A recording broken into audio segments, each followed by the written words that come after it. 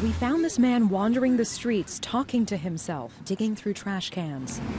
I have witnessed during the past few years in this job and throughout my career individuals who we just aren't able to help.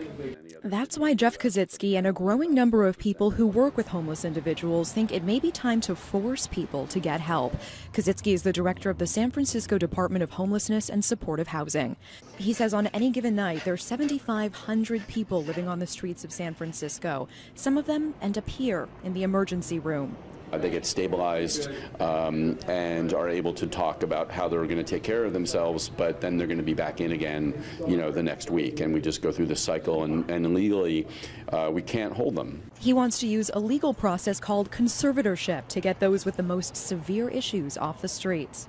Conservatorships would allow judges to appoint guardians for people with mental or physical limitations. Right now, there's a bill in Sacramento that would let counties become conservators for homeless people. Conservators could then force them to get medical care, even if they refuse service. We have a real crisis on our streets with people who are homeless and literally dying because of untreated severe mental illness, severe drug addiction. San Francisco State Senator Scott Wiener is the author of the legislation. For many people, offering services is sufficient. You can help them, but for a small percentage of chronic homeless, they are not in their right minds to be able to even make a decision. Senator Wiener's bill would give the cities of San Francisco and Los Angeles more flexibility in how they use conservatorship, expanding the practice to include chronically homeless persons with serious mental illness, as well as substance use disorders. The bill is now in the Assembly, and it is expected to pass. As with a lot of complicated issues, the devil's in the details. Hadar Aviram is a constitutional law professor at UC Hastings in San Francisco. This is a rather